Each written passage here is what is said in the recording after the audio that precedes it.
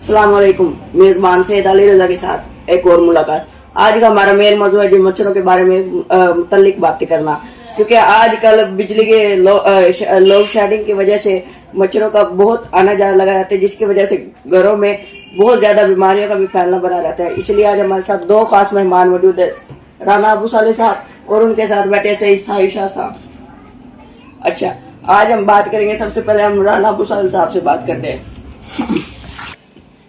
अस्सलाम वालेकुम। वालेकुम अस्सलाम। क्या हाल चाल है जी अल्हम्दुलिल्लाह। जिंदगी के हालात वाकयात बेहतरीन, अल्लाह का लाख लाख करम, शुक्र अल्लाह। तो आप मुझे इतना बताएं कि मच्छरों के बारे में आप क्या जानते हैं और आपकी तहकीक और सर्च के मुताबिक मच्छर कहाँ से आते हैं और ये किन बीमारियों का बायस बनते हैं ज्यादातर। एक्चुअली जहाँ पे मच्छर अगर से इंसानों के लिए बीमारियों तकलीफ का बायस बनते हैं, वहाँ पे मेरे ख्याल से कि मच्छर इकोसिस्टम माहौलियाती निज़ाम के लिए भी कुछ फ़ायदेमंद है।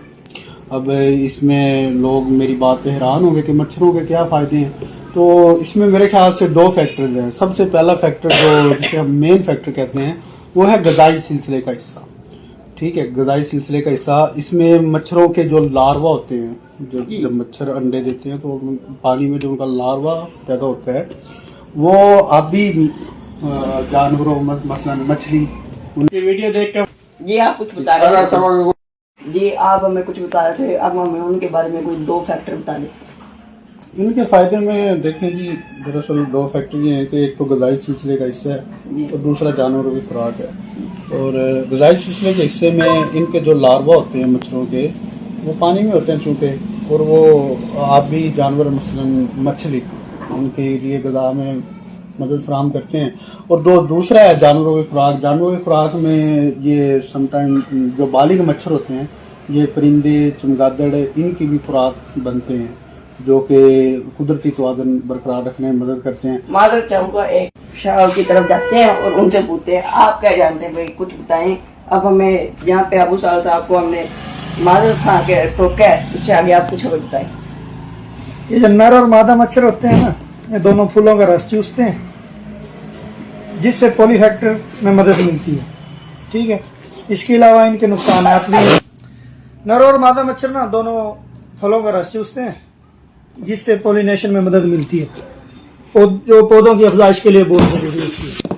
नर और मादा मच्छर फूलों का रस चूसते हैं, जिससे पॉलिनेशन में मदद मिलती है, जो पौधों की अफजाइश के लिए ज़रूरी होती है। जैसे कि इनके फ़ायदे हैं, कट कर चल 3 करेंगे। जिस तरह इनके फ़ायदे हैं, इसी तरह नुकसान भी हैं। मलेरिया, डेंगू, बुखार, कट कर मच्छरों को काटने से ना वेस्ट नाइल नामी वायरस है, जो कि इंसानी जान के लिए बहुत ज़्यादा ख़तरनाक है।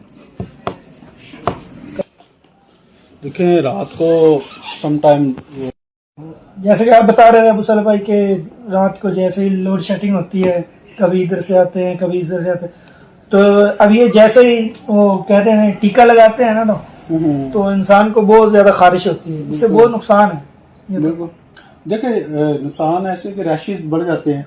जैसे ही हम ये इचिंग स्टिंगिंग होती है और रैशेस बढ़ते हैं, रैशेस बढ़ने से जाहिर सी बात है वहाँ पे निशान जख्म हो जाता है।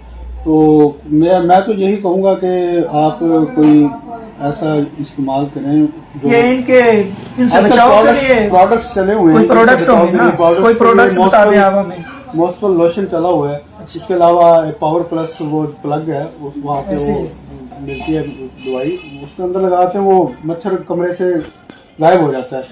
और अगर आप बात करेंगे ना उसके कॉइल की, तो मेरे देखने में अबू साले भाई पेशेंट्स की तादाद में इजाफा हो रहा है ग्रेजुअली।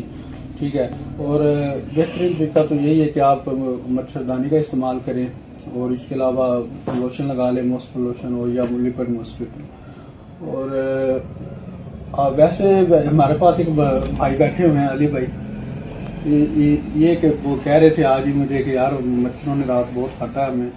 और अली भाई कहाँ पे काटा आपको? ज्यादातर मच्छरों का जो वार होता है ना, या तो होता है गर्दन की तरफ या फिर पाँव की हड्डियों पे। इनका एक मेन मसला होता है ना, पाँव की हड्डियों पे जो उनसी खारिश होती है ना, उससे रेशेस का ना एक बहुत बड़ी बाइस बनती है, जिसकी वजह से अक्सर कोई अब दिन में भी लोड शेडिंग का बाइस होता है, और ये मक्खियाँ वगैरह, और ये जब उन रेशेस पे आकर बैठते हैं ना, जलन का बाइस बनती है, ठीक है ना। इनसे आगे बहुत सारी बीमारियां होती हैं, लेकिन मच्छरों की खुद की जो सी बीमारियां, मलेरिया, डेंगू, लेकिन डेंगू होता है साफ पानी पे, जो कि आजकल बड़े शहरों की बहुत बड़ी बाइस बने हुए हैं, ठीक है ना। और इसलिए हमें खुसूसन ना ज्यादातर हमें ये मच्छरदानियों का ना इस्तेमाल करना चाहिए, ठीक है ना, घर में। और जो से है ना छोटे बच्चे खास तौर पर, उनके लिए ना हमें छोटे मच्छरदानियों का ना इस्तेमाल ज्यादातर। आजकल मैंने ना एक मोबाइल पे देख रहा था, तो मेरे पास एक चैट आई है, उसमें अमेरिकन एक था साइंटिस्ट, उसके अकॉर्डिंग ना जो से नर और मादा मच्छर होते हैं ना, वो खुशबू वो जो से होता है ना फूलों का जो सी खुशबू होती है, उनको सूंघते भी है और उनके से रस भी लेते हैं, ठीक है। लेकिन इंसान के जिस्म में ना एक ऐसी खुशबू होती है जो मच्छर को अपनी तरफ ना अट्रैक्ट करती है।